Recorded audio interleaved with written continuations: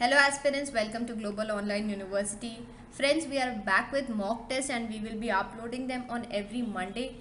Each mock test will have 50 questions of 2 marks each and no negative marking. You can write your score in the comment section and let us know. We are planning to upload 30 such mock tests before your exam, and we have already uploaded 15. So the link to them is in the description box. You can watch them. We will be uploading 15 more. This is mock test number 16. So if you like this, please subscribe to our channel Global Online University. Without wasting any time, let's move on to the questions. Question 1. Which of the following is an open source software? निम्नलिखित में से कौन सा एक खुला स्रोत software है? MS Word, Windows, Mozilla Firefox या Acrobat Reader? Open source software वो होते हैं जिनका सोर्स कोड एक लाइसेंस के अंडर डिस्ट्रीब्यूट किया जाता है प्रोग्रामर्स में, और वो प्रोग्रामर्स उसमें एनहांसमेंट, मॉडिफिकेशन या डिस्ट्रीब्यूशन कर सकते हैं। ओपन सोर्स का ऑपोजिट होता है क्लोज सोर्स सॉफ्टवेयर, जिसके सोर्स कोड में कोई एनहांसमेंट नहीं कर सकता सिवाय उनके वेंडर्स के। इन ऑप्शंस में से सिर्फ मोजिला फायरफॉक्स वो है जो एक ओपन सोर्स सॉफ्टवेयर है, तो आंसर है ऑप्शन 3। बाकी सारे क्लोज सोर्स सॉफ्टवेयर है। Moving on to the next question. Question number 2. Which of the following is not an input device? निम्नलिखित में से कौन सा एक इनपुट डिवाइस नहीं है? माइक्रोफोन, कीबोर्ड, जॉयस्टिक या मॉनिटर? दोस्तों, इनपुट डिवाइसेस वो हार्डवेयर इक्विपमेंट होते हैं जो कंप्यूटर में डेटा और कंट्रोल सिग्नल प्रोवाइड करते हैं। अगर हम अपने ऑप्शंस की तरफ देखें तो microphone sound as an input डालने में यूज़ किया जाता है। कीबोर्ड कंप्यूटर में लेटर्स और digits as an input provide करता है। जॉयस्टिक, जो आपने अक्सर देखा होगा वीडियो गेम्स में यूज़ होता है, वो उसमें कर्सर कंट्रोलर होता है जो डायरेक्शंस देता है कर्सर को। और ऑप्शन नंबर डी, जो कंप्यूटर में कोई भी result as an output show करने के लिए यूज़ किया जाता है। तो हमारा आंसर हुआ option number D, monitor. Moving on to the next question. Question number 3. What is the URL? URL क्या है? A computer software program, a type of UFO, address of a document और page on the world wide web, an acronym of unlimited resource for learning. दोस्तों, URL का full form होता है uniform resource locator. हर किसी का एक address होता है। आपका और मेरा जैसे एड्रेस है, उसी तरीके से इंटरनेट पे हर रिसोर्स पे जाने के लिए, वेब रिसोर्स पे जाने के लिए हमको उसका एड्रेस चाहिए रहता है। तो URL की मदद से हम उस एड्रेस पे जाते हैं। अगर हम अपने ऑप्शंस की तरफ देखें और कंप्यूटर सॉफ्टवेयर प्रोग्राम, URL कोई सॉफ्टवेयर प्रोग्राम नहीं है। अ टाइप ऑफ UFO का मतलब होता है अनआइडेंटिफाइड फ्लाइंग ऑब्जेक्ट, तो ये ऑप्शन रूल आउट हो गया। Option D, an acronym of unlimited resource for learning, नहीं। तो हमारे पास बचा ऑप्शन सी, जो कि हमारा आंसर है, एड्रेस ऑफ अ डॉक्यूमेंट और page on the world wide web. एक बार और देख लीजिए URL का फुल फॉर्म और उसका एक example. Moving on to the next question. Question 4. The process of copying files to a CD-ROM is known as? CD-ROM में फाइलों को कॉपी करने की प्रक्रिया को किस नाम से जाना जाता है? बर्निंग, जिपिंग, डिजिटाइजिंग या रिपिंग? दोस्तों, जिपिंग का मतलब होता है जब एक फ़ाइल बहुत बड़ी होती है तो हम उसको इंटरनेट के थ्रू नहीं भेज पाते। समझिए अगर वो 60 या 70 MB की है तो हम उसको कॉम्प्रेस करते हैं। तो उस process of compressing and decompressing a file is known as zipping. Digitising का मतलब होता है कि जैसे समझिए एक हिस्टोरिकल डॉक्यूमेंट है। अब एक डॉक्यूमेंट को तो हज़ारों लोग एक साथ देख नहीं सकते, तो अगर हम उसको स्कैन करके अपने कंप्यूटर में डाल देंगे तो वो उसका एक डिजिटल फॉर्म बन जाएगा, और अगर हमने उसी डॉक्यूमेंट को इंटरनेट पे अपलोड कर दिया तो हज़ारों की तादाद में लोग उसे देख सकते हैं। सो उस प्रोसेस को कहते हैं डिजिटाइजिंग। और रिपिंग का मतलब होता है जब हम अपनी CD-ROM या DVD से कंप्यूटर में कोई चीज़ कॉपी करते हैं, कोई फाइल ऑडियो या वीडियो कॉपी करते हैं तो उसको रिपिंग कहते हैं। तो सिर्फ ऑप्शन बचा ऑप्शन नंबर 1 जो कि आंसर है बर्निंग, क्योंकि बर्निंग वो प्रोसेस है जिसके थ्रू हम CD-ROM में फाइल कॉपी करते हैं अपने कंप्यूटर से। Moving on to the next question. Question number 5, An unsolicited email message sent to many recipients at once is a एक बार में कई प्राप्तकर्ताओं को भेजा गया एक अवांछित ईमेल संदेश एक है वर्म, वायरस, थ्रेट या स्पैम। दोस्तों अनसॉलिसिटेटेड का मतलब होता है something that is not asked for. और अगर हम अपने ऑप्शंस की तरफ देखें तो वर्म्स और वायरस ये एक तरीके के मैलिशियस प्रोग्राम्स होते हैं जिनका काम है सेल्फ रेप्लिकेट करना और कंप्यूटर्स को अटैक करके उनको हार्म पहुंचाना। थ्रेट जो कि एक पॉसिबल डेंजर है। थ्रेट के कई सारे फॉर्म्स होते हैं, जैसे वर्म्स और वायरस भी एक तरीके के थ्रेट हैं। ऐसे ट्रोजन हॉर्स, मैलवेयर, ये सब अलग अलग टाइप के थ्रेट्स होते हैं। और स्पैम वो ईमेल्स होते हैं जो कंपनीज भेजती हैं एक साथ हज़ारों लोगों को ताकि वो एडवर्टाइज कर सकें। उन ईमेल्स को बोलते हैं स्पैम। हमारा आंसर है option number D, spam. Moving on to the next question. Question number 6, dash is a type of memory circuitry that holds the computer startup routine. Dash एक प्रकार का मेमोरी सर्किटरी है जो कंप्यूटर की startup दिनचर्या को धारण करता है। रिम, रैम, रोम या कैश मेमोरी। दोस्तों जब हम कंप्यूटर को स्विच ऑन करते हैं और जब तक हमारी डेस्कटॉप विंडो अपीयर होती है उस पूरे टाइम फ्रेम में कंप्यूटर के अंदर जितने भी प्रोसेसेस रन होती है उसको एक साथ कहते हैं बूट प्रोसेस। इस प्रोसेस में रोम में बायस नाम का एक प्रोग्राम होता है जो बताता है कंप्यूटर को कि ऑपरेटिंग सिस्टम को कैसे ढूंढना है, हार्ड डिस्क को कैसे एक्सेस करना है। तो इस क्वेश्चन का आंसर है option number 3, Rome.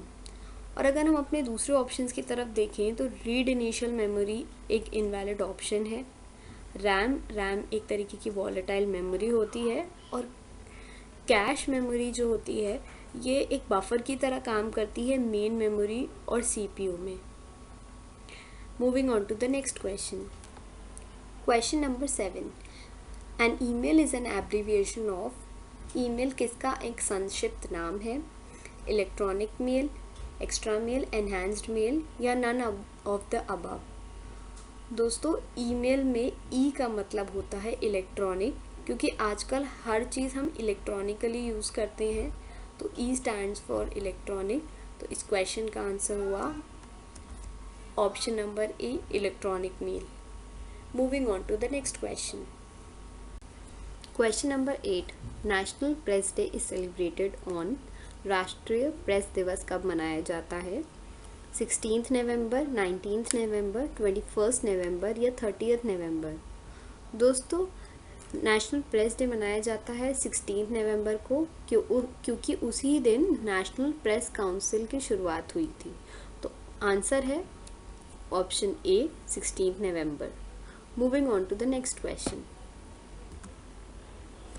Question number 9, which of the following is not a network device. निम्नलिखित में से कौन सा एक नेटवर्क डिवाइस नहीं है? राउटर, स्विच, हब या CPU। दोस्तों अगर हम नेटवर्क डिवाइस के बारे में देखें तो वो हार्डवेयर इक्विपमेंट्स होते हैं जो कंप्यूटर में कम्युनिकेशन और इंटरैक्शन के लिए इस्तेमाल किया जाता है। आपने देखा होगा हमारे घरों में राउटर्स होते हैं जिनके थ्रू हम वाईफाई चलाते हैं, उससे हम अपने कंप्यूटर को इंटरनेट से जोड़ते हैं, तो that is a network device. Switch और हब भी एक तरीके के नेटवर्क डिवाइस होते हैं, बस उनमें कुछ इंटेलिजेंस का डिफरेंस होता है। और अगर हम अपने ऑप्शन डी की तरफ देखें CPU, तो वो एक नेटवर्क डिवाइस नहीं है, वो एक स्टैंड अलोन डिवाइस है which is used for processing. So the answer to this question is option D, CPU। Moving on to the next question. Question number 10, HTML is basically used to design.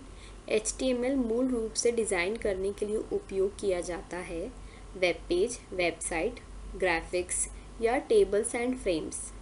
दोस्तों HTML का full form होता है hyper text markup language, और ये बताता है कि हमारे वेब कंटेंट का स्ट्रक्चर कैसे होगा।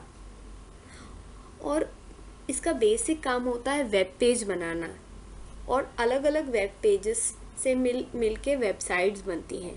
पर HTML का बेसिक काम होता है वेब पेज डिज़ाइन करना। तो इस क्वेश्चन का आंसर हुआ option A, web page. Which of the following communication technologies employ only asynchronous communication? निम्नलिखित में से कौन सी संचार तकनीक केवल अतुल्यकालिक संचार को नियोजित करती है? वीडियो कॉन्फ्रेंसिंग, ईमेल्स, फोरम्स या इंस्टेंट मैसेजिंग। इसके ऑप्शंस है A and C, B and D, B and C और ए एंड डी। फ्रेंड्स, इस क्वेश्चन में हमको देखना होगा कि कम्युनिकेशन के कितने टाइप्स होते हैं और उसका क्या मतलब होता है। तो कम्युनिकेशन के दो टाइप्स होते हैं, सिंक्रोनस और एसिंक्रोनस कम्युनिकेशन। सिंक्रोनस कम्युनिकेशन में यूजर्स डिफरेंट लोकेशन में पर सेम टाइम में एक साथ कम्युनिकेट करते हैं, और एसिंक्रोनस कम्युनिकेशन में यूजर्स डिफरेंट लोकेशंस पे और डिफरेंट टाइम्स में कम्युनिकेट करते हैं। अगर हम वीडियो कॉन्फ्रेंसिंग को देखें तो वो एक तरीके का सिंक्रोनस कम्युनिकेशन है, क्योंकि उसमें लोग सेम टाइम में पर डिफरेंट लोकेशंस में प्रेजेंट होते हैं। इंस्टेंट मैसेजिंग, जिसका एग्जांपल व्हाट्सएप है, वो भी एक तरीके का सिंक्रोनस कम्युनिकेशन है। पर अगर हम ऑप्शन बी और सी की तरफ देखें तो ईमेल्स अगर कोई आपको ईमेल सुबह आया तो you can reply to it at night और एनी अदर टाइम, तो वो एक तरीके का एसिंक्रोनस कम्युनिकेशन हुआ। और फोरम्स, जो कि एक ऑनलाइन प्लेटफॉर्म होता है जहाँ लोग कम्युनिकेट करते हैं, डिस्कस करते हैं, वीडियोस लिंक्स शेयर करते हैं। Quora is a example of forum. तो ऑप्शन बी और सी दोनों ही एसिंक्रोनस कम्युनिकेशन है, क्योंकि उसमें यूजर्स डिफरेंट लोकेशंस पे और डिफरेंट टाइम पे कम्युनिकेट कर सकते हैं। तो इस क्वेश्चन का आंसर है option C. Which of the following can be termed as digital library for education? शिक्षा के लिए निम्नलिखित में से किसे डिजिटल लाइब्रेरी कहा जा सकता है? स्वयं, MOOC, सक्षत, NPTEL। फ्रेंड्स, आप जानते हैं library is a place where we access resources like books to gain knowledge, और डिजिटल लाइब्रेरी वो जगह है जहाँ पे डिजिटल फॉर्म में आपको रिसोर्सेज मिलेंगे, for example documents, videos, pictures etcetera. Options की तरफ देखें तो Swayam, it stands for study webs of active learning for young aspiring minds. MOOC stands for massive open online course. ये दोनों ऑनलाइन प्लेटफॉर्म्स हैं ऑनलाइन एजुकेशन के। Sakshat, it was introduced by late APJ Abdul Kalam. It is a vocational educational program. और option D की तरफ देखें तो NPTEL stands for National Program for Technology Enhanced Learning. It was funded by the Human Resource and Development Authority of India along with IIT Madras and other IITs। इनके videos YouTube पे specially for engineering और social sciences के लिए present हैं। This is a very famous online platform to gain education. So NPTEL can be termed as a digital library for education. So the answer to this question is option D. Next question, Which of the following is not a search engine? Windows, Google, Yahoo, Bing। Friends, अगर हम देखें search engine क्या है, वो एक तरीके का tool है, एक वेबसाइट हो सकती है जहाँ पे हम इंटरनेट सर्फ करते हैं, हमें जो इन्फॉर्मेशन चाहिए हम उसे लिखते हैं और सर्च इंजन हमें वो इन्फॉर्मेशन रिट्रीव करके देता है। अगर हम अपने ऑप्शंस की तरफ देखें, गूगल, याहू, बिंग, ये तीनों की तीनों सर्च इंजन है। इसमें से मोस्ट कॉमन है गूगल। हम लोग गूगल बहुत ज़्यादा यूज़ करते हैं इंफॉर्मेशन गैदर करने के लिए और अपनी कोई भी क्वेरीज सॉल्व करने के लिए हम गूगल यूज़ करते हैं, तो that is a kind of search engine. But if we look at option A, Windows is an operating system. It is not a search engine. So the answer to this question is option A, Windows. Next question. It contains buttons and menus that provide quick access to commonly used commands. It is a इसमें ऐसे button और menu होते हैं जो आमतौर पर उपयोग की जाने वाली कमांड के लिए त्वरित पहुंच प्रदान करते हैं. वह है menu bar, tool bar, window या नन ऑफ दीज. फ्रेंड्स, आपने MS वर्ड देखा होगा और कुछ ऊपर ऑप्शंस देखे होंगे, फाइल, इंसर्ट, व्यू, ये सब मेन्यू बार के ऑप्शंस होते हैं. और अगर हम ऑप्शन सी की तरफ देखें, विंडो, तो विंडो एक तरीके का एरिया होता है कंप्यूटर स्क्रीन पे जो हमको बताता है कि करंट कौन सा प्रोग्राम रनिंग है. That is called a window. और अगर हम अपना ऑप्शन सी की तरफ देखें, टूल बार में वो कमांड्स प्रेजेंट रहते हैं जो हमको फ्रीक्वेंटली यूज़ करना है. फॉर एग्जांपल ओपन या save. So those command that are frequently use, that comes under tool bar. So the answer to this question is option B, toolbar. Next question. Errors in computer program are called, computer program में त्रुटियों को कहा जाता है follies, mistakes, bugs या spam. Friends, follies का मतलब होता है lack of understanding और mistake का मतलब हम जानते हैं कोई गलती. spam का मतलब होता है एक अनसॉलिसिटेटेड ईमेल, एक अनचाहा ईमेल जो कंपनीज भेजती हैं एडवर्टाइजिंग के लिए. इस पे मैंने एक क्वेश्चन किया था अपने लास्ट वीडियो में.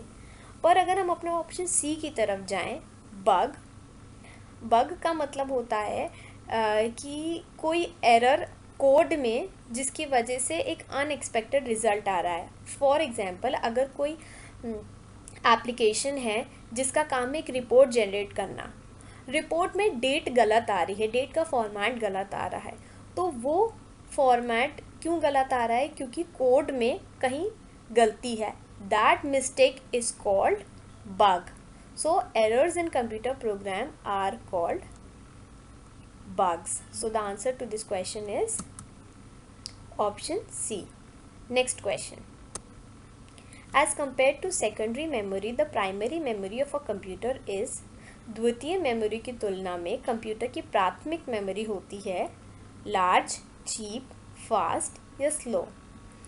फ्रेंड्स, मेमोरी देखें तो वो दो टाइप की होती है, प्राइमरी मेमोरी और secondary memory. Primary memory volatile memory होती है जैसे रैम, रोम, और सेकेंडरी मेमोरी परमानेंट मेमोरी होती है जैसे CDs या DVD. अगर हम दोनों में कंपेयर करें तो प्राइमरी मेमोरी का साइज़ ज़्यादा होता है. ऑप्शन ए इनवैलिड हुआ. ऑप्शन बी चीप, तो primary memory is more expensive than secondary memory. Option B यानी गलत है. ऑप्शन डी स्लो, तो primary memory is faster than secondary memory. So the answer to this question is option C, fast. As compared to secondary memory, the primary memory of a computer is fast. Next question. Firewalls are used to protect a communication network against. Firewall का उपयोग संचार network को किससे बचाने के लिए किया जाता है? Unauthorized attacks, virus attacks, data driven attacks या fire attacks. Friends, firewall एक तरीके का नेटवर्क सिक्योरिटी सिस्टम होता है जो इनकमिंग और आउटगोइंग ट्रैफिक को स्टडी करता है, फिल्टर करता है.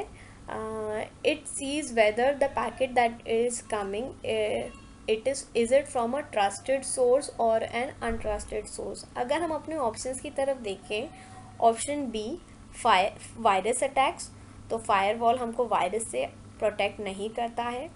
Option C data driven attacks. Data driven attacks वो होते हैं जब कुछ प्रोग्रामर्स या हैकर्स एक मिलिशियस कोड डाल देते हैं डेटा में, और जब वो डेटा रन होता है तो फायरवॉल ब्रेक हो जाता है. तो ऑप्शन सी गलत है। ऑप्शन डी फायर अटैक्स, ये एक इनवैलिड ऑप्शन है। तो इस तो ऑप्शन बचा है हमारे पास ऑप्शन ए। इस क्वेश्चन का आंसर है option A, unauthorised attacks. Next question. A word in a web page when clicked opens another document is। Click किए जाने पर वेब पेज में एक शब्द, एक और दस्तावेज होता है। टैग, URL, हाइपरलिंक या एंकर। तो फ्रेंड्स, वेब पेज बहुत सारी अलग अलग लैंग्वेज में बनाया जा सकता है, बट HTML बहुत कॉमन लैंग्वेज है जिसका फुल फॉर्म होता है हाइपर टेक्स्ट मार्कअप लैंग्वेज। उसमें टैग्स होते हैं, उसको यूज़ करके हम एक वेब पेज डिज़ाइन करते हैं। अगर हम अपने ऑप्शन ए की तरफ देखें तो टैग, जैसा मैंने अभी आपको बताया कि टैग्स यूज़ करके हम एक HTML डॉक्यूमेंट बनाते हैं। URL मैंने पिछले वीडियो में भी स्पेसिफाई किया था। URL का फुल फॉर्म होता है यूनिफॉर्म रिसोर्स लोकेटर। ये एड्रेस बताता है किसी वेब रिसोर्स का। अगर हम ऑप्शन डी की तरफ देखें, एंकर, ये एक तरीके का टैग होता है जो पेजेस को HTML डॉक्यूमेंट में आपस में लिंक करता है। अगर हम ऑप्शन सी की तरफ देखें तो वो वर्ड होता है जिस पे अगर जब हम क्लिक करते हैं we go to another page. और हाइपरलिंक कोई वर्ड भी हो सकता है, इनफैक्ट कोई इमेज भी हो सकती है। So the answer to this question is option C, hyperlink. Next question. This can be another word for program. यह प्रोग्राम के लिए एक और शब्द हो सकता है। सॉफ्टवेयर, डिस्क, फ्लॉपी या हार्डवेयर। फ्रेंड्स, अगर हम ऑप्शन बी की तरफ देखें, डिस्क, तो उसका प्रोग्राम से कोई एसोसिएशन नहीं है। डिस्क एक तरीके की सेकेंडरी मेमोरी होती है। ऑप्शन सी, फ्लॉपी, वो भी एक तरीके की सेकेंडरी मेमोरी होती है। Option D, hardware. हार्डवेयर का मतलब होता है वो फिजिकल इक्विपमेंट जो कंप्यूटर के साथ हम अटैच करते हैं अलग अलग पर्पस के लिए। For instance modem, router, switch, printer, ये एक तरीके के हार्डवेयर डिवाइसेस हैं। पर अगर हम ऑप्शन ए की तरफ देखें, software, software is a kind of program that performs various operations. So the answer to this question is option A, software. Next question. Which of the following software allows users to surf the internet? निम्नलिखित में से कौन सा software उपयोगकर्ताओं को internet पर Surf करने की अनुमति देता है? Search engine, multimedia, internet service provider या ब्राउज़र। फ्रेंड्स, इस क्वेश्चन में हम डायरेक्ट ऑप्शंस की तरफ देखें तो सर्च इंजन एक तरीके की वेबसाइट होती है जिस पे हम अपने क्वेरीज पुट अप करते हैं और वो हमें आंसर करता है। फॉर इंस्टेंस गूगल एक तरीके का सर्च इंजन है। मल्टीमीडिया वो होता है जब भी हम ऑडियो, वीडियो या पिक्चर्स को एक साथ यूज़ करते हैं, उसको कहते हैं हम multimedia. For instance power point is a kind of multimedia. Internet service provider वो कंपनीज होती हैं जो कंप्यूटर्स और नेटवर्क्स को इंटरनेट से कनेक्ट करती हैं। इंडिया में कुछ प्रोमिनेंट ISPs हैं, एयरटेल, जियो, BSNL। अगर ऑप्शन डी की तरफ देखें, ब्राउज़र, तो ब्राउज़र वो सॉफ्टवेयर होता है जो हमको इंटरनेट एक्सेस करने में मदद करता है। तो इस क्वेश्चन का आंसर है option D. Which of the followings is use for manufacturing chips? Chips बनाने के लिए निम्नलिखित में से किसका उपयोग किया जाता है?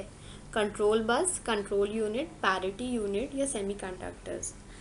फ्रेंड्स, चिप्स हमारे इलेक्ट्रॉनिक डिवाइसेस में प्रेजेंट होती हैं, लैपटॉप्स में, मोबाइल्स में। तो इस क्वेश्चन में पूछ रहे हैं उसकी मैन्युफैक्चरिंग किससे की जाती है। अगर ऑप्शंस की बात करें, कंट्रोल बस, तो कंट्रोल बस CPU यूज़ करता है for communication with devices that are contained inside the computer. और अगर कंट्रोल यूनिट की बात करें तो वो एक CPU का कॉम्पोनेंट है जो प्रोसेसर के ऑपरेशंस को डायरेक्शन देता है। ऑप्शन सी को देखें, पैरिटी, तो it is an error checking technique. और अगर ऑप्शन डी की बात करें, सेमीकंडक्टर, तो semiconductors are used for manufacturing chips. Semiconductor का मैन्युफैक्चरिंग प्रोसेस शुरू होता है अर्थ के one of the most common elements जिसका नाम है सिलिकॉन। सिलिकॉन सैंड में अबंडेंस में पाया जाता है, यानी बहुत ज़्यादा मात्रा में पाया जाता है। और सेमीकंडक्टर्स बनाने से पहले सिलिकॉन को 100% फिल्टर किया जाता है, तब सेमीकंडक्टर्स बनते हैं। तो इस क्वेश्चन का आंसर है option D, semiconductors. Next question, wifi is a short name for, wifi किस चीज़ का छोटा नाम है? Wireless Fidelity, wired Fidelity, wireless focus या वायर्ड फोकस। तो फ्रेंड्स, वाईफाई को high frequency wireless local area network भी कहते हैं। Wifi system high frequency radio signal का इस्तेमाल करते हैं डेटा ट्रांसमिट और रिसीव करने के लिए over a distance of several 100 feet. तो इस क्वेश्चन का आंसर है option A, wireless Fidelity. Next question, which is the largest unit of storage among the following? निम्नलिखित में से स्टोरेज की सबसे बड़ी इकाई कौन सी है? टेराबाइट, मेगाबाइट, गीगाबाइट या किलोबाइट। तो फ्रेंड्स, स्टोरेज के लिए मेमोरी स्टोरेज यूनिट्स का इस्तेमाल होता है।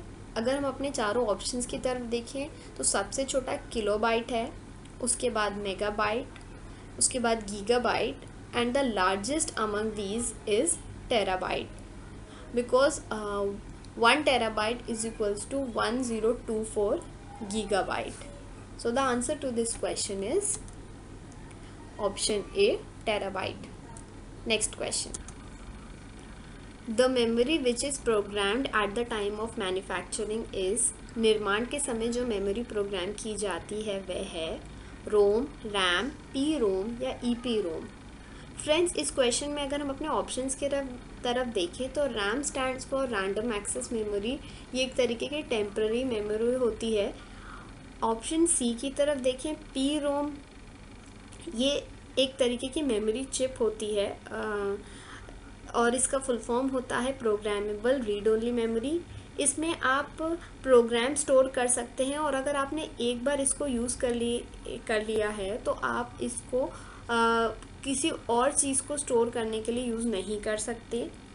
ऑप्शन डी देखें, EPROM, EPROM stands for erasable programmable read only memory. ये एक स्पेशल तरीके की पी रोम होती है which can be erased by exposing it to ultraviolet light.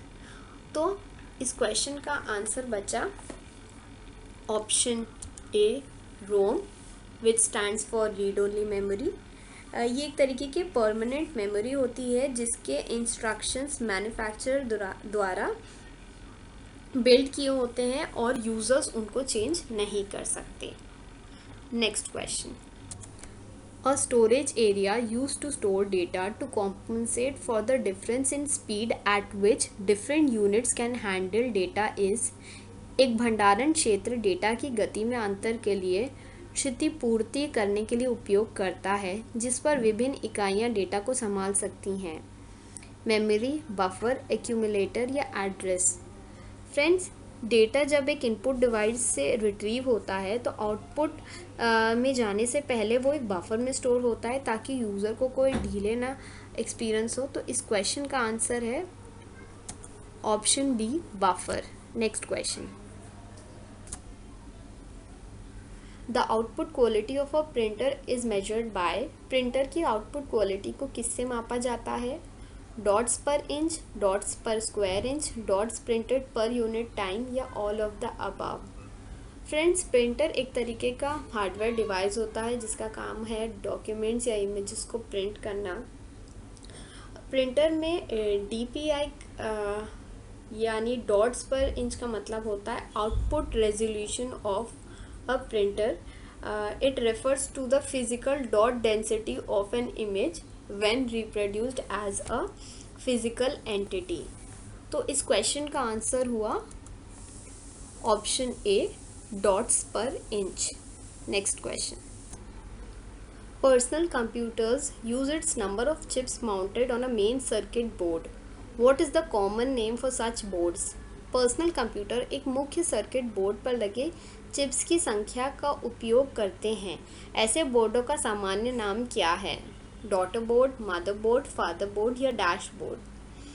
Friends, इस क्वेश्चन में अगर अपने ऑप्शन ए और सी की तरफ देखें, डॉटर बोर्ड और फादर बोर्ड ये दोनों इनवैलिड ऑप्शंस हैं।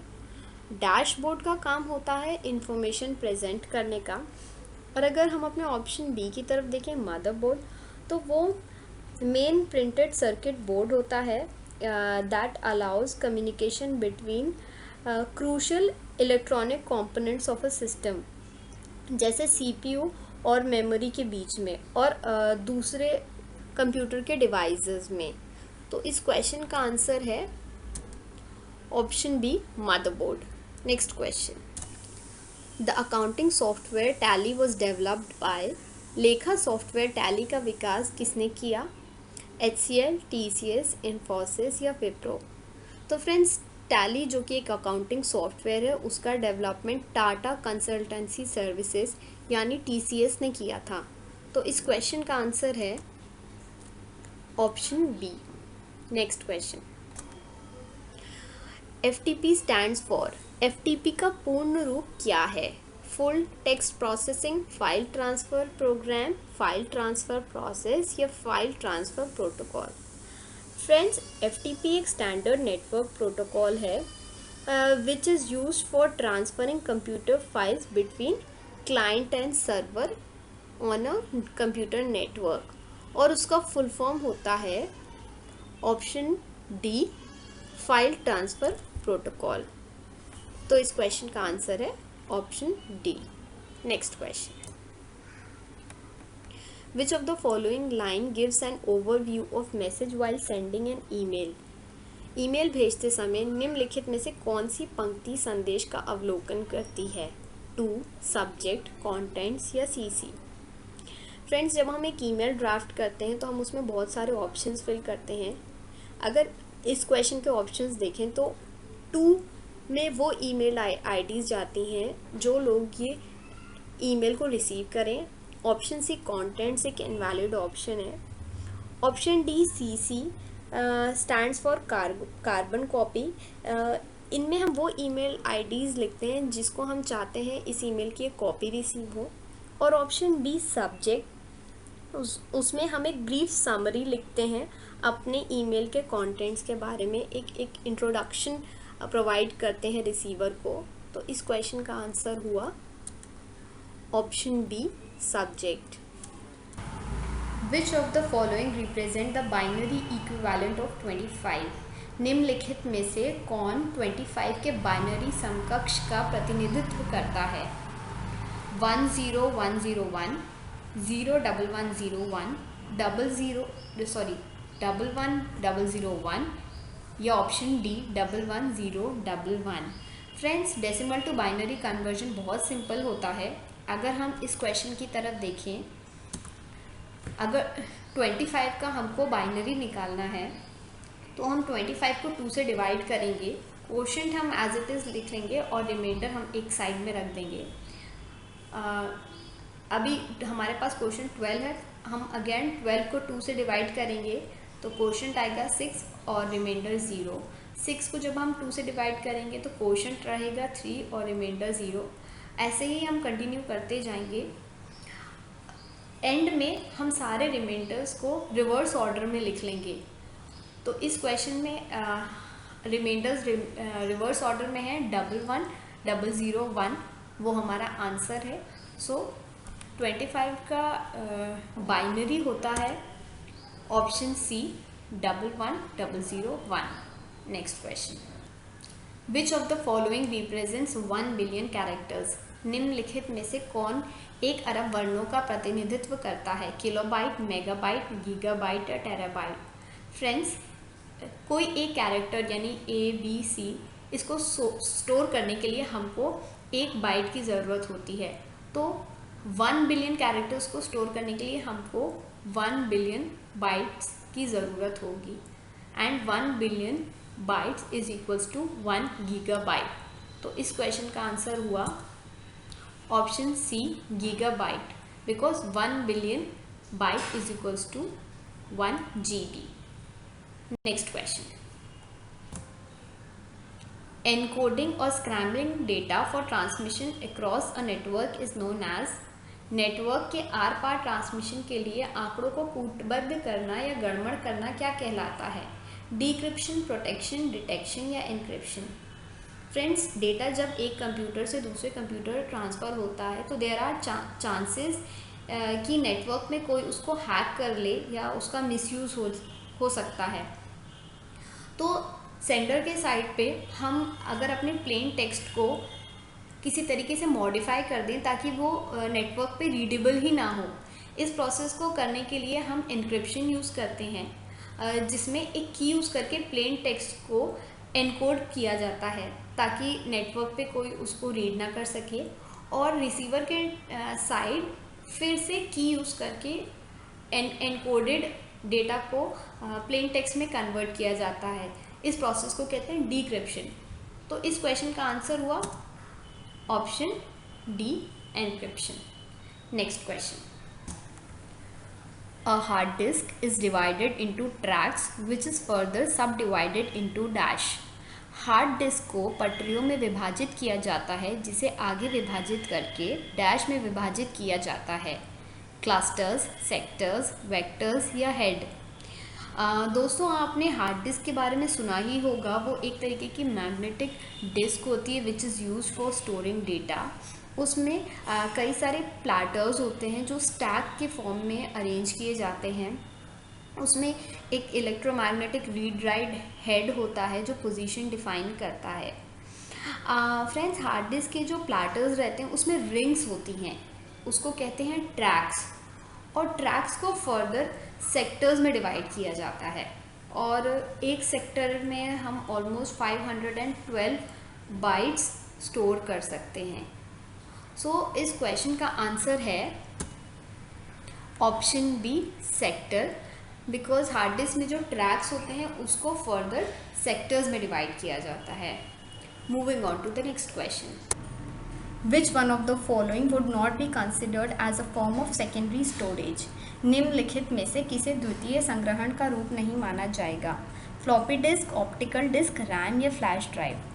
फ्रेंड्स, सेकेंडरी स्टोरेज एक तरीके का परमानेंट स्टोरेज होता है जिसमें डेटा तब तक सेव रहता है जब तक हम उसे डिलीट या ओवरराइट नहीं करते. अगर ऑप्शंस की तरफ देखिए, फ्लॉपी डिस्क तो वो एक तरीके का आउटडेटेड सेकेंडरी स्टोरेज है. जो पहली फ्लॉपी डिस्क इन्वेंट हुई थी उसमें सिर्फ आप 80 KB का डेटा स्टोर कर सकते थे. ऑप्शन बी, ऑप्टिकल डिस्क, उसमें एक तरीके की लेज़र असेंबली यूज़ होती हैं. CD, DVDs ये सारी ऑप्टिकल डिस्क के टाइप्स हैं. ऑप्शन डी, फ्लैश ड्राइव, तो पेन ड्राइव एक तरीके की फ्लैश ड्राइव है. आप उसमें 2 GB से लेकर 1 TB तक भी डेटा स्टोर कर सकते हैं. पर अगर हम अपने ऑप्शन सी की तरफ देखें, रैम, तो it stands for random access memory. वो एक तरीके का प्राइमरी स्टोरेज है, एक तरीके की वॉलेटाइल मेमोरी होती है जिसमें तब तक डेटा स्टोर रहता है जब तक कि कंप्यूटर इलेक्ट्रिसिटी से कनेक्टेड रहता है. जैसे ही कंप्यूटर स्विच ऑफ होता है उसमें से डेटा इरेज हो जाता है. तो इस क्वेश्चन का आंसर हुआ रैम, क्योंकि वो एक सेकेंडरी स्टोरेज नहीं है. Next question. Which of the following domains is use for profit businesses? निम्न में से कौन सा डोमेन लाभ व्यवसायों के लिए उपयोग किया जाता है? .net, .edu, .com या .org? फ्रेंड्स, अगर हम इस वेबसाइट को देखें www.facebook.com, इसमें .com एक टॉप लेवल डोमेन है और फेसबुक एक सेकेंड लेवल डोमेन है. डोमेन का काम होता है वो हमें बताता है कि कौन सा टाइप का इंस्टीट्यूशन उसको होस्ट करता है. अगर ऑप्शन की तरफ देखें .net, तो ये गेटवेज और एडमिनिस्ट्रेटिव होस्ट्स यूज़ करते हैं. .edu एजुकेशनल इंस्टीट्यूशंस यूज़ करते हैं. .org प्राइवेट ऑर्गेनाइजेशंस यूज़ करते हैं. और ऑप्शन सी .com वो कमर्शियल इंस्टीट्यूशंस और ऑर्गेनाइजेशंस यूज़ करते हैं, यानी प्रॉफिट गेन करने के लिए बिजनेसेस यूज़ करते हैं. तो इस क्वेश्चन का आंसर हुआ option C .com. Next question. Which one of the following is not a linear data structure? निम्नलिखित में से कौन सा एक रैखिक डेटा संरचना नहीं है? एरे, बाइनरी ट्री, क्यू या linked list? Friends, data structure हमको डेटा के सॉलिटरी एलिमेंट्स के बीच लॉजिकल रिलेशनशिप बताता है। डेटा स्ट्रक्चर दो टाइप के होते हैं, लीनियर और नॉन लीनियर। ऑप्शंस की तरफ देखें, एरे तो वो एक तरीके का लीनियर डेटा स्ट्रक्चर है जिसका साइज़ हमको प्री डिफाइन करना पड़ता है और उसमें सारे एलिमेंट कंटिन्यूस ऑर्डर में प्लेस होते हैं। ऑप्शन सी, क्यू, वो भी एक तरीके का लीनियर डेटा स्ट्रक्चर है जो फर्स्ट इन फर्स्ट आउट के बेसिस पे यूज़ किया जाता है। ऑप्शन डी, लिंक्ड लिस्ट, वो भी एक लीनियर डेटा स्ट्रक्चर है जिसमें एक रेफरल पार्ट होता है और एक डेटा पार्ट होता है। पर ऑप्शन बी, बाइनरी ट्री, वो एक नॉन लीनियर डेटा स्ट्रक्चर है। उसमें हर नोड की एटमोस्ट 2 चिल्ड्रन होते हैं और वो एक हायरार्किकल ऑर्डर में प्लेस होता है। तो इस क्वेश्चन का आंसर हुआ option B, binary tree, because it is a non linear data structure. Next question, which of the following is not a programming language? निम्नलिखित में से कौन प्रोग्रामिंग भाषा नहीं है? पास्कल, माइक्रोसॉफ्ट ऑफिस, जावा या सी प्लस प्लस?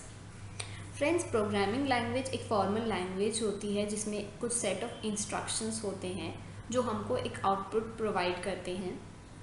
इस question में अगर हम ऑप्शंस की तरफ देखें, पास्कल वो एक तरीके की प्रोग्रामिंग लैंग्वेज है जिसको निकोलस रिथ ने अर्ली 1970s में डेवलप किया था। ऑप्शन सी, जावा, उस लैंग्वेज को सन माइक्रो सिस्टम्स ने डेवलप किया था और वो एक तरीके की ऑब्जेक्ट ओरिएंटेड और पोर्टेबल और रोबस्ट लैंग्वेज है। Option D, C plus plus, तो वो बेयान स्ट्राउस्ट्रप ने 1985 में बेल लेबोरेटरीज में डेवलप किया था। पर अगर हम अपने ऑप्शन बी की तरफ देखें, माइक्रोसॉफ्ट ऑफिस, तो वो एक collection of office related application है जिसमें Excel, MS Word, MS PowerPoint वगैरह यूज़ होता है। तो वो एक एप्लीकेशन है, ना कि एक प्रोग्रामिंग लैंग्वेज। तो इस क्वेश्चन का आंसर है option B, Microsoft Office. Next question, computers on an internet are identified by dash? Internet पे कंप्यूटर डैश द्वारा पहचाने जाते हैं। Email address, street address, IP address या none of the above? Friends, internet पे जब कंप्यूटर्स एक दूसरे से कम्युनिकेट करते हैं तो आईपी एड्रेस से वो एक दूसरे को डिस्टिंग्विश करते हैं। आईपी का फुल फॉर्म होता है इंटरनेट प्रोटोकॉल और हर कंप्यूटर या स्मार्टफोन हो या कोई भी इंटरनेट केपेबल डिवाइस हो, सबका एक यूनिक आइडेंटिफाइंग आईपी एड्रेस होता है जिससे वो कम्युनिकेट करते हैं। तो इस क्वेश्चन का आंसर है ऑप्शन सी, आईपी एड्रेस या internet protocol address. Next question, information and communication technology includes, सूचना और संचार प्रौद्योगिकी में शामिल हैं online learning, learning through the use of EDU/SAT, web based learning या all of the above? Friends, information and communication technology पे ऑनलाइन लर्निंग भी यूज़ होती है और option B, learning through the use of EDU/SAT, तो वो एक तरीके की एजुकेशनल सैटेलाइट है जो इसरो ने डेवलप किया था 2004 में। वो इंडिया की पहली सैटेलाइट है जो एजुकेशनल सेक्टर के लिए बनाई गई थी। ICT में वेब बेस्ड लर्निंग भी यूज़ होती है। सो इवेंचुअली इस क्वेश्चन का आंसर हुआ ऑप्शन डी, क्योंकि ICT में तीनों ही ऑप्शंस यूज़ किए जाते हैं। .gif, .jpg, .png, .bmp are used as extensions for files which store.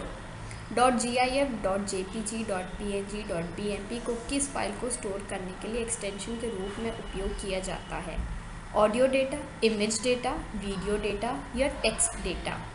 Friends, कोई भी फाइल जो हम कंप्यूटर में स्टोर करते हैं उसका एक एक्सटेंशन होता है जो बताता है कि फ़ाइल किस टाइप की है।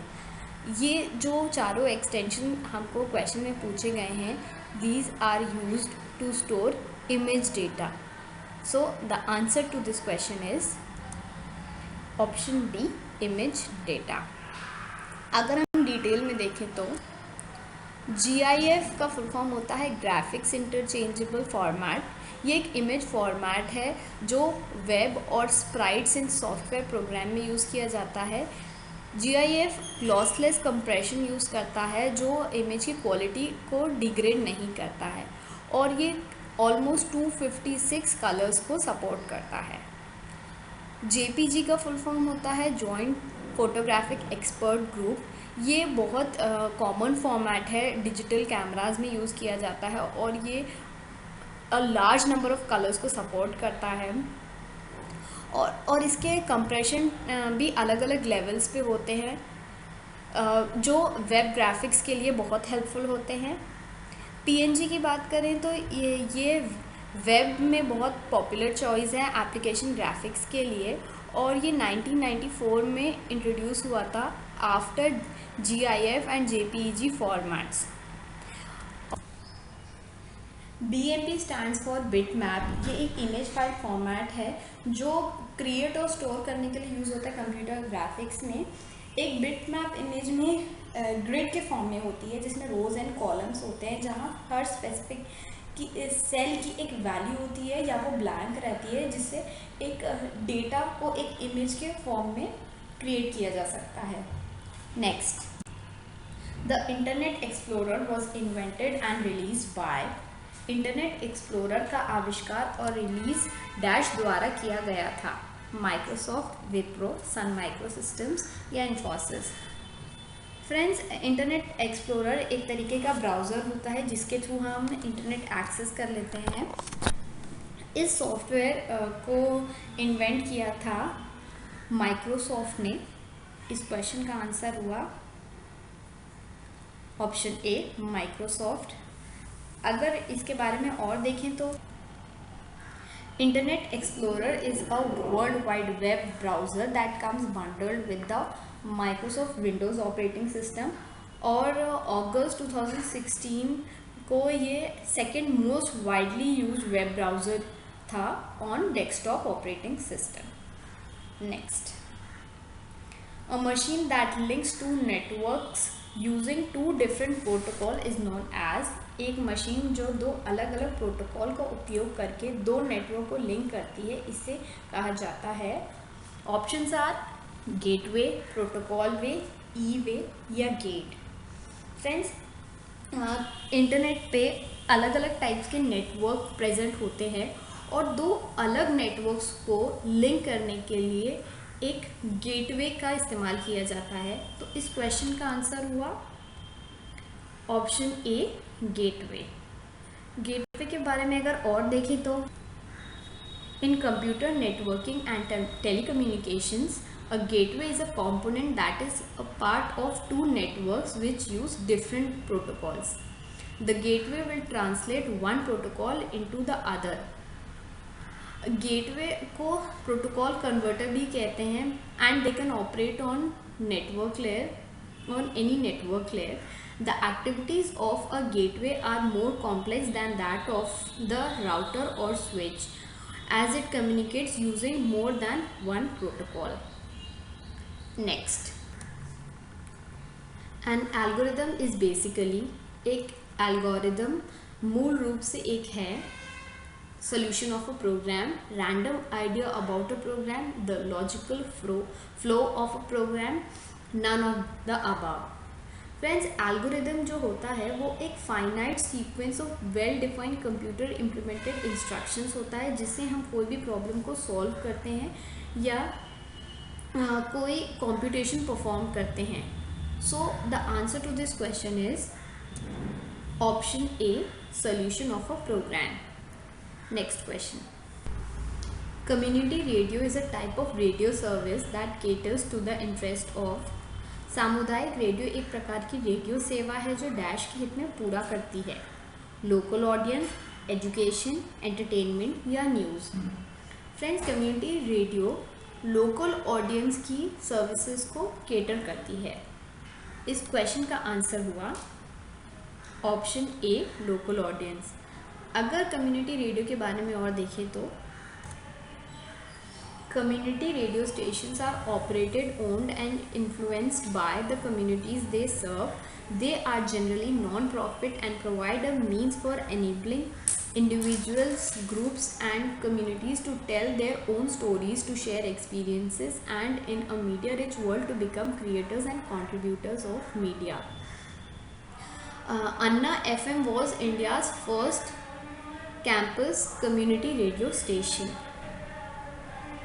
यानी कम्युनिटी रेडियो को लोग कम्युनिटी के लोकल लोग या कम्युनिटी खुद ही उसको ऑपरेट करती है, ओन करती है, और इसके थ्रू वो लोग अपनी इंडिविजुअल ग्रुप्स अपनी स्टोरीज़ और अपने एक्सपीरियंसेस लोगों तक पहुंचाते हैं.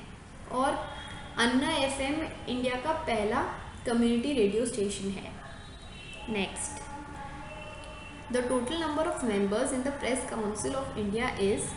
भारतीय प्रेस परिषद में सदस्यों की कुल संख्या है 28, 14, 17 या 20.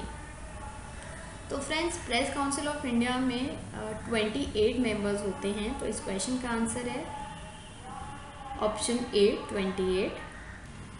The council has a chairman, traditionally a retired Supreme Court judge, and 28 additional members, of which 20 are members of media, nominated by the newspapers, television channels, and other media outlets operating in India.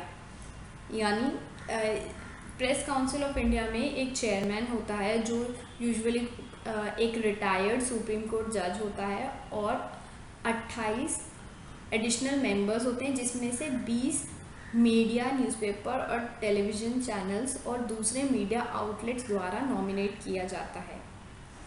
Next, the exclusive educational channel of IGNOU is known as.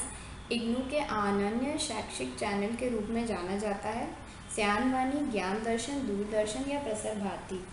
तो friends, IGNOU जिसका full form है Indira Gandhi national open university, इसका exclusive educational channel है ज्ञान दर्शन. तो इस question का answer हुआ option B Gyan Darshan. Next, the biggest news agency of India is. Bharat की सबसे बड़ी समाचार एजेंसी है NANAP, UNI, PTI या समाचार भारती. तो फ्रेंड्स, इंडिया की सबसे बड़ी समाचार एजेंसी या न्यूज़ एजेंसी है ऑप्शन सी PTI यानी press trust of India. The press trust of India, commonly known as PTI, is the largest news agency in India. It is headquartered in New Delhi and is a non-profit cooperative among more than 500 Indian newspapers and has more than 1,000 full-time employees as of January 2016. Next, the combination of computing, telecommunications and media in a digital atmosphere is referred to as. एक digital वातावरण में computing, दूरसंचार और media के संयोजन को dash के रूप में जाना जाता है.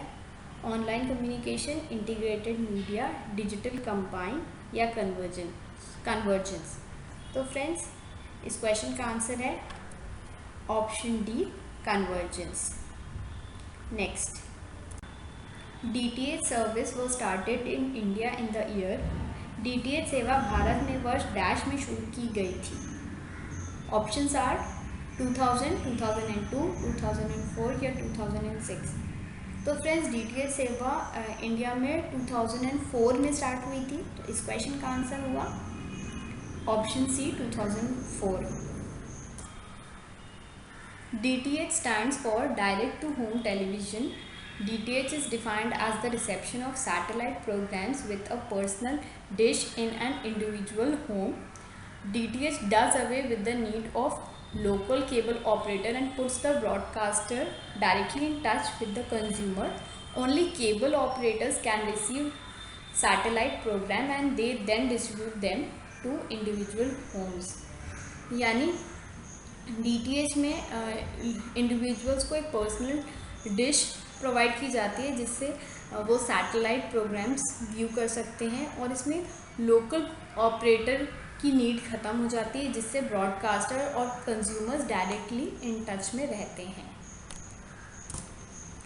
Thank you so much for watching my video. Please like, comment, share and subscribe to my channel global online university.